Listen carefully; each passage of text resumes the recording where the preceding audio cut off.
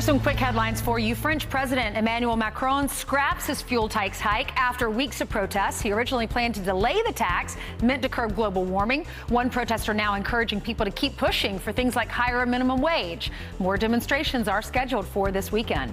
And recreational marijuana is now legal in Michigan. It is the first in the Midwest to legalize pot and the 10th in the country. Anyone over the age of 21 can have up to 2.5 ounces of the drug. Smoking on federal property and driving under the influence are illegal. Steve? All right, Ainsley, thank you. Parents now have a new way to track their teenagers, but it's the same way some police officers keep track of those on house arrest. A South Florida company is debuting GPS ankle monitors, giving parents the ability to track their kids 24 hours a day. But is this going a little too far?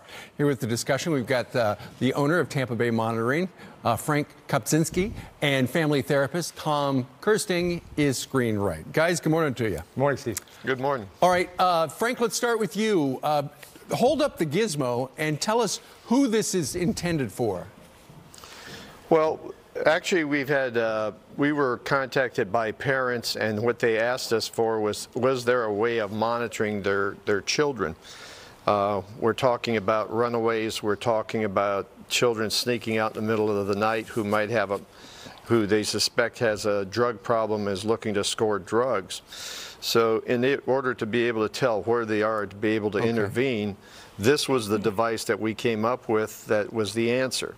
And for several reasons. Number one, it is a heavy device, but it has a strap that's almost impossible to cut off, which juvenile authorities will tell you the biggest problem that you have with monitoring children is they cut the strap if it's a simple strap. Right, and I understand as well, the parent can turn on, there's a microphone there, you can actually hear what is being said in the room. So Tom, what do you think about this? I mean, clearly Frank makes it very abundantly clear this is for parents who are at wit's end because their kids are running away, using drugs. They are at the bad end of the spectrum. Well, yeah, I think at first blush, when people hear about this, parents, they think it's extreme. You know, we're tracking our kids now with ankle bracelets. It sounds very criminal.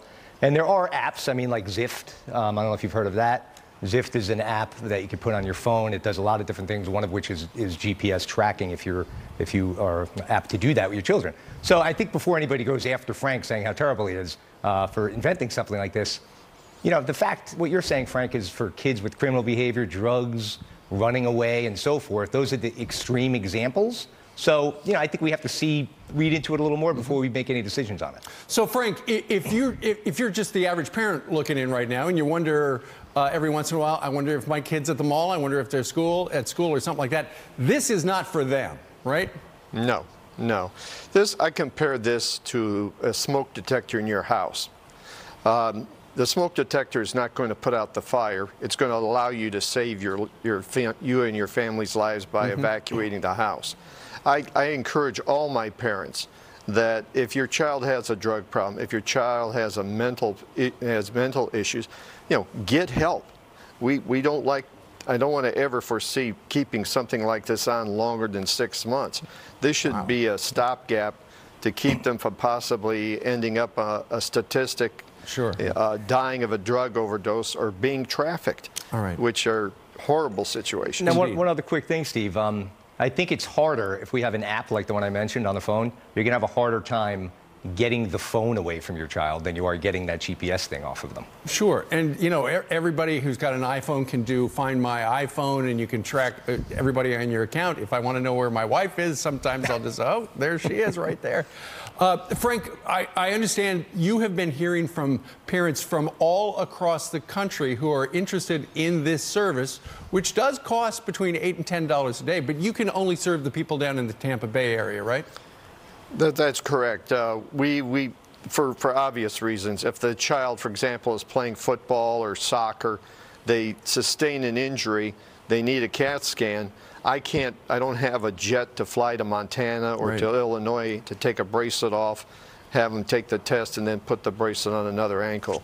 So for safety's sake and being able to maintain the device correctly, we don't do that. All right. Well, now we know all about it. Tom and Frank, thank you very much. Good discussion. You're very welcome. You betcha. All right, 6:29 here in New York City. Let us know what you think about that. Meanwhile, this video that we're showing you right here, a cyclist nearly hit by a speeding train at a railroad crossing, as you can see right there. Guess what? It just happened again at the same spot. New video coming up. Plus, Senator Kristen Gillibrand is rumored to be a 2020 contender, but she wants you to forget about men because she says the future is female.